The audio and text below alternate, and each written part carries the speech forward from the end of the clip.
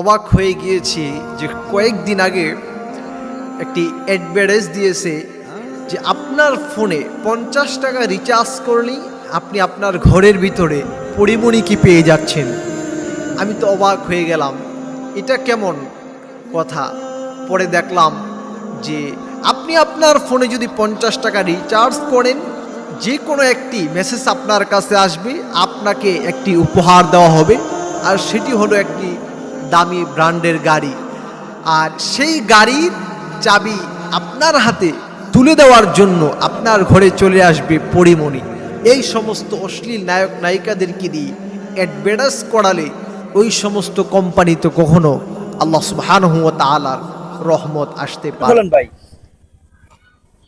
কি অবস্থাটা ভাই আপনার ছেলে? কি অবস্থা ভাই? ছেলে খারাপ ভাই। 8 বছর তো প্রায় ওয়াজ করেছি, এখন চিন্তা ভাবনা আছে যে সিনেমা অঙ্গনে অভিনয় করার। হ্যাঁ, আপনার শিক্ষাগত যোগ্যতা কি বলেন? আমার শিক্ষাগত যোগ্যতা মাওলানা। মাওলানা বলতে তাবারাকাল্লাযী বিয়াদিহিল মুলকু ওয়া হুয়া আলা কুল্লি শাইইন কাদির الذي خلق الموت والحياة ليبلوكم أيكم أحسن عملا। নামাজ হবে প্রায় 5 বছর ইমামতি করেছি। ভাই আমরা একটু মাথার ক্যাপটা খুলে দেখতে চাই। না ভাই, এটা খোলা যাবে না ভাই। একটু ক্যাপটা খুলে না ভাই, ভাই প্লিজ ভাই, খোলা যাবে না খোলেন না ভাই, খোলা যাবে না ভাই, একবার একটু খোলেন ভাই। কি অবস্থাটা ভাই আপনার ছেলে? কি অবস্থা ভাই? ছেলে খারাপ ভাই। 8 বছর তো প্রায় ওয়াজ করেছি, এখন চিন্তা ভাবনা আছে যে সিনেমা অঙ্গনে অভিনয় করার। হ্যাঁ, আপনার শিক্ষাগত যোগ্যতা কি বলেন? আমার শিক্ষাগত যোগ্যতা মাওলানা। মাওলানা বলতে হেফজখানায় পড়েছিলাম, হেফজে পড়েছি, বাট দাওয়া কমপ্লিট ক্যাপটা একটু পরে রাখা। দাওয়া কমপ্লিট করেছি। কিভাবে হয়ে যায় সেটা আসলে আমি তো বলতে পারতেছি না। এরকম তো ইতিপূর্বে কেউ হয় নাই, জাস্ট আমি মনে হয় প্রথম না কি জানি। কি কোনো জিন টিন ভর করেছে নাকি? জিন আসলে এরকম ভাবে নাই, তবে 2টা ছিল, এগুলো এখন আছে কিনা বলতে পারতেছি না। দুইটা জিন ছিল? দুইটা জিন তারা কি ছিল। আপনাকে প্ররোচনা দিছে, কুমন্ত্রণা দিছে? তারা মাঝে মাঝে দিত আর কি, আপনি অনেকদিন হয় তারা সাক্ষাৎ করতে আসে না। ইবলিস দেখেছেন কখনো? ইবলিস দেখি নাই, বাট ইবলিস আসলে ছুটি নেই, আমেরিকা গেছে। আপনার কাছে সেই দিয়ে গেছে? দায়িত্বটা কি আপনাকে দিয়ে গেছে? দায়িত্বটা দিছিল, বাট এখন আমার নিয়ে নিছে আর কি। কিভাবে দেখি আসলে এটা তো আমি কোনোভাবে দেখি না, কারণ মনে করেন আপনার হেদায়েতের মালিক তো আসলে আল্লাহ পাক, এটা তো দুনিয়ার কোনো মানুষ না, এটা আসলে তার ব্যাপার, আল্লাহর ব্যাপার। ইন্নাকা লা তাহদি মান আহবাবতা ওয়ালাকিন্নাল্লাহু ইয়াহদি মান ইয়াশা। তার মানে আপনি কি স্বীকার করবেন যে আপনি পথভ্রষ্ট? আমি স্বীকার করব, আমি তো আসলে এমন না যে আমি আল্লাহকে ভুলে গিয়েছি বা আমি এখন আল্লাহকে মানতেছি না বা নাস্তিক হয়ে গেছি, ইসলামকে আমি মানতেছি না। ঠিক আছে, আপনারা যেরকম 5 জন আছেন জেনারেল, আমি আপনাদের মতোই জাস্ট। এই ফিলটা নেওয়ার জন্য না আর কি, জীবনে কিছু আশা এবং স্বপ্ন ছিল, এর ভিতরে একটা স্বপ্ন ছিল যে আমি বড় বক্তা হব। তখন আর কি বড় বক্তা হলাম, ওয়াজ মাহফিলে ওয়াজ করলাম, লক্ষ লক্ষ জনতা আসতো আমার মাহফিলে।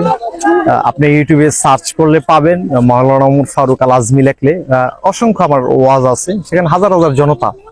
তো পরবর্তীতে ভাবলাম যে একটু সিনেমা টিনেমা করি, ওয়াজ টস অনেক করলাম, এখন সিনেমা করি যে কেমন হয় বা কি আসে। মাদ্রাসায় পড়াকালীন কি আপনি চুরি করে সিনেমা হলে যেতেন? মাদ্রাসা পড়াকালীন বলতে গেলে এক কথায় বলা যেতে পারে যে আমি কোনো সিনেমা কিংবা কোনো মুভি বা এই সমস্ত বিষয় আগে আকৃষ্ট ছিলাম না, বা আমি এগুলোতে আগে জড়িত ছিলাম না বা যাইতাম না আর কি, কিভাবে টোটালি। এক সপ্তাহ? এক সপ্তাহে কতগুলো ওয়াজের দাওয়াত এসেছে? ওয়াজের এক সপ্তাহ দাওয়াত আসছে না হলে আনুমানিক 10,000, আমার আগের থেকে দাওয়াত আসে। 10,000? আপনার কি আফসোস হয় না যে 10,000 ওয়াজের? আফসোস আসলে আমি আপনাকে বললাম না যে মানুষের জীবনে কিছু কিছু আর কি স্বপ্ন থাকে, তো আমার জীবনে একটা স্বপ্ন ছিল যে আমি বড় বক্তা হব। আলহামদুলিল্লাহ যে আল্লাহ পাক আমাকে সেই তৌফিক দিয়েছেন। এবং একটা সময় আমি ওয়াজ করলে মনে করেন আপনার এই যে বুদ্ধিজীবীর যে মাঠটা আপনি দেখতেছেন, এই পুরো মাঠটা ভরে যেত, অনেক প্রচুর পরিমাণে লোক আসতো। মোটামুটি আমাকে ইসলামিক অঙ্গনে অনেকে চিনে জানে, যে জন্য আর কি মানুষ আমাকে হিউজ পরিমাণ ফোন দিচ্ছে। আসলে দেখেন, এটা তার অবাক হওয়াটাই স্বাভাবিক। আরো বেশি অবাক হবে এই কারণে যে ওয়াজ মাহফিলের অঙ্গনে যতদিন ছিলাম, বক্তারা ওয়াজের মঞ্চটাকে যেভাবে উশৃঙ্খলা এবং নষ্ট করতেছি, আমি যদি আমার লাইফে আমি উল্টাপাল্টা বা যাই করি, ইসলামিক দিক থেকে বা মানুষের যে কোরআন প্রেমিকের যে ওই জায়গাটা, আমি ওইখানে কোনোদিন চুল পরিমাণ সেখানে আমি আপনার কোনো ধরনের আপনার ডিস্টার্ব এবং উল্টাপাল্টা এগুলো কিছুই বলি নাই। কারণ সবসময় যখন মানুষজন আসতো তখন আমি চাইতাম যে তাদেরকে হাজার হাজার মানুষ আসছে এত কষ্ট করে, তাদেরকে কিছু শিক্ষা দিব, এই নিয়তে ভালো ভালো জিনিস বলার আপ্রাণ চেষ্টা করতাম। তো সেই ক্ষেত্রে আমার যেমন ইউটিউবে যদি সার্চ করে আপনার ওই ভিডিওগুলো দেখলে তারা অবাক হয়ে যাবে যে আসলে এটা সম্ভব কি করে, বুঝতে পেরেছেন? এই কারণে হয়তো একটু বেশি অবাক হবে, এটাই আর কিছু না। আপনার উপর তো জানের যে হুমকি সেটাও তো হতে পারে, যে কেউ আপনাকে আক্রমণ করতে পারে। আসলে দেখেন, যে কেউ আক্রমণ করতে পারে এটাই স্বাভাবিক, তবে বিষয়টা হলো যার যার অবস্থান নিয়ে তাকে তাকে থাকা উচিত। কথা বুঝতে পেরেছি? আমি ওমর ফারুক আল আজমি এইরকম অবস্থানে এসেছি, এমনি আসি না, নিশ্চয়ই এটার পিছনে অনেক কারণ অবশ্যই আচ্ছা, কি কি আছে। কারণ? সেই কারণগুলোই সেই কারণগুলো আজকে আপনাকে বলবো না, সময় সংক্ষিপ্ততার কারণে। আপনি যদি চান তাহলে জাস্ট 1 মিনিট আরো কিছু জানতে পারেন, কিন্তু 1 মিনিটের পর আর কিছু বলা যাবে না। আমি বলি প্লিজ হ্যাঁ। একটা কথা বলে, আপনি নাকি কারোর সাথে প্রেম করে টাকা খেয়ে এখন এই মাওলানা থেকে নায়ক হচ্ছেন, আসলে ব্যাপারটা কি কতটুকু সত্য? আমরা কিন্তু অনেক কিছুই আপনার পিছন থেকে জানার চেষ্টা করেছি, ঘটনাটা একটু বলবেন? আসলে দেখেন, মানুষের জীবনে প্রেম ভালোবাসা আছে এবং থাকবে, এটাই স্বাভাবিক। তবে আমি কোনো মেয়ের প্রেমে কখনো পড়ি নাই। জাস্ট আর আমাকেও মেয়েরা মেসেজ দিতে বা কথা বলতে ভয় পাইতো।